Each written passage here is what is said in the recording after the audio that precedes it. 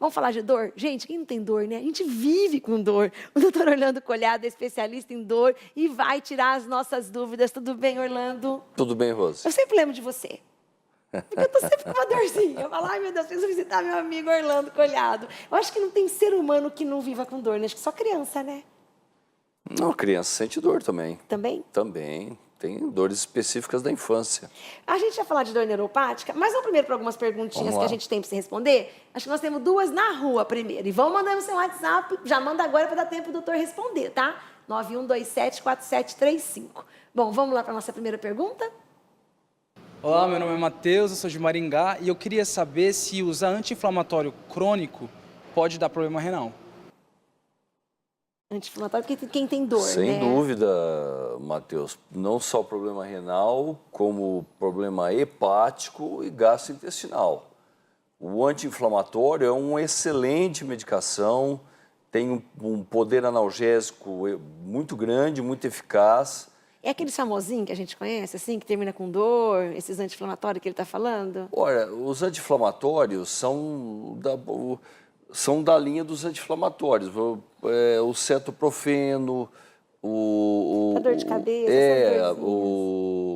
essas esses agora de última geração, o celecoxib, o rofecoxib, todas as medicações anti-inflamatórias que você vê no lá, anti-inflamatórios, são medicações que podem causar lesão de fígado, rins e sistema gastrointestinal. Pode até fazer falência múltipla desses órgãos. No uso crônico, Rose, usar todo dia, porque tem gente que todo dia quer tomar. Tem gente que é viciada em remédio, né? Tem uma dorzinha, vai lá e toma, tem uma dorzinha, Diclofenaco, por exemplo, né?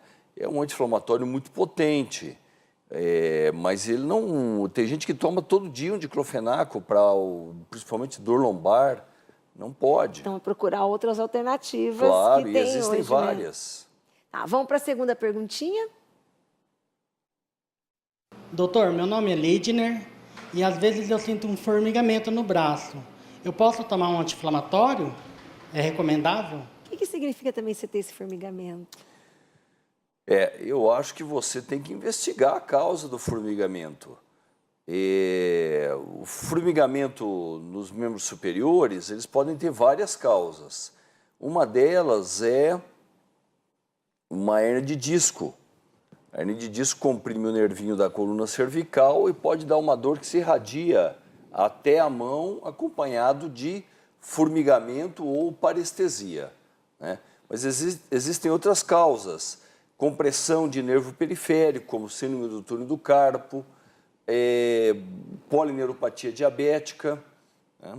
E o anti-inflamatório não é a melhor medicação para dores neuropáticas, como é a dor do formigamento. Às vezes você pode ter uma deficiência de vitamina B, você repõe vitamina B e esse formigamento passa. Então, eu penso que antes de mais nada você deve fazer o diagnóstico da causa do teu formigamento e depois fazer um tratamento adequado. Tem uma pergunta aqui, não se identificou, mas obrigada pela participação. Mas assim que ela tem dor de cabeça constante, já se tratou com o neuro, mas não adiantou nada. O que ela pode fazer? As cefaleias, a primeira atitude que o paciente deve fazer junto com o seu médico é identificar a causa da dor. Porque todo mundo acha que tem dor de cabeça por enxaqueca, que é responsável pela menor percentagem das dores de cabeça. A maior causa de dores de cabeça são as dores de cabeça miogênicas, musculares.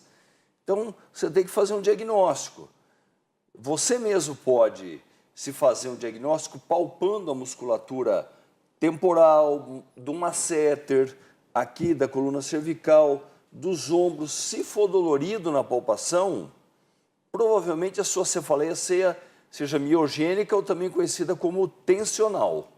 O tratamento é específico. Começa por um bom alongamento, um relaxante muscular, cuidar da postura, nunca dormir de bruços e eliminar o fator causal da dor. Ó, tem uma pergunta que é lá de Marialva, da sua cidade. A Inês de Marialva tem 33 anos, é isso, né? Ela tem refluxo, é isso? E ela sente dores no diafragma. Dor torácica. Dor torácica. A maior causa de dor torácica é o refluxo.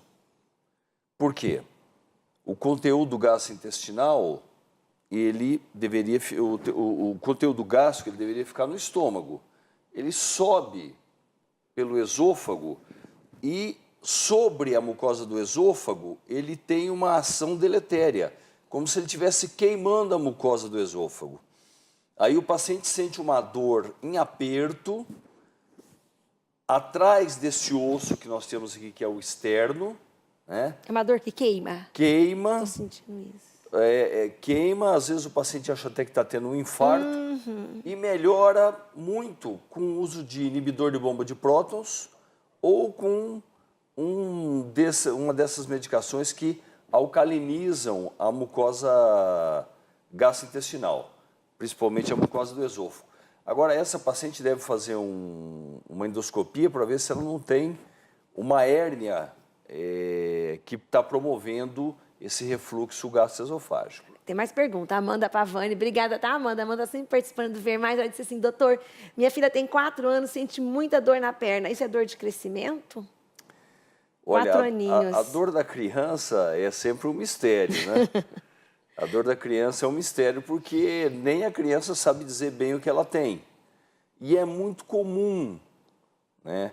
Acredita-se que uma das maiores causas de dor na criança seja a dor do crescimento. Mas ela deve investigar com o pediatra dela, fazer exames pertinentes sobre, por exemplo, hemograma, né? Criança anêmica pode ter dor nas pernas, a dosagem de vitaminas e outras causas possíveis para dor infantil, né? Muitas vezes a criança tem a dor por motivos psicológicos, né? Ela sente a dor, ela realmente está com a dor, mas a dor é uma maneira dela mobilizar os familiares, principalmente a mãe, para ter mais atenção. Olha, pode ser psicológico. Então, tem muita coisa que tem que ser observado na dor, principalmente aí nessa faixa até os 4, 5 anos, onde a criança ainda não consegue verbalizar bem o que tem. Hoje em dia, com essa coisa de computador, muita gente ler. Como você fazer para evitar? Porque a ler, quando ela chega num ponto da vida, as dores são horríveis, né? O problema, Rose, é que todo mundo fala assim, não, eu lá no meu consultório, chega muita gente e fala, eu uso muito computador, eu tenho ler. Né? Eu uso muito computador também, eu não tenho ler. Então, por que uns têm e outros não têm? Né? Então, na verdade, dependendo da sua idade, né, acima dos 40 anos, infelizmente, as nossas articulações começam a se degenerar. E os tendões também. O que é que a gente começa a ter? Artrite ou osteoartrose das articulações. Né? E o que a gente acha que é uma lesão por esforço repetitivo, na verdade, já é uma deterioração dos elementos articulares da mão. E aí você vai lá, faz um raio-x de mão, você já faz diagnóstico. Já faz diagnóstico. Tem mais uma pergunta, é Cíntia. Aqui tem 33 anos, ela é de Maringá. Ela disse, doutor, eu tenho enxaqueca constante. Quando chegar a menopausa, isso pode diminuir ou com a menopausa essas minhas dores de cabeça elas vão aumentar? Depende. Se você atualmente, na fase pré-menstrual, tem um aumento da intensidade e do tempo de duração da dor de cabeça, pode melhorar com a menopausa. Em alguns pacientes não melhoram. Eu recebo paciente no consultório que começou com dor aos 20 e vai lá com 60 anos me consultar, tem dor há 40 anos, já entrou na menopausa e continua com a dor. O maior problema das dores de cabeça é o erro de diagnóstico. Todo mundo acha que tem enxaqueca e é a causa menos comum de dor de cabeça. Corresponde a no máximo 8% das causas de dor de cabeça. A maior causa de dor de cabeça são as cefaleias tensionais, que são muito mais facilmente tratáveis. Orlando, tem muita pergunta, mas a gente já deixou aqui algumas datas reservadas para o doutor voltar ainda em dezembro para resolver. para responder para todo mundo. Pode deixar essas perguntas. Queria agradecer a sua presença. Sempre um prazer, Rose.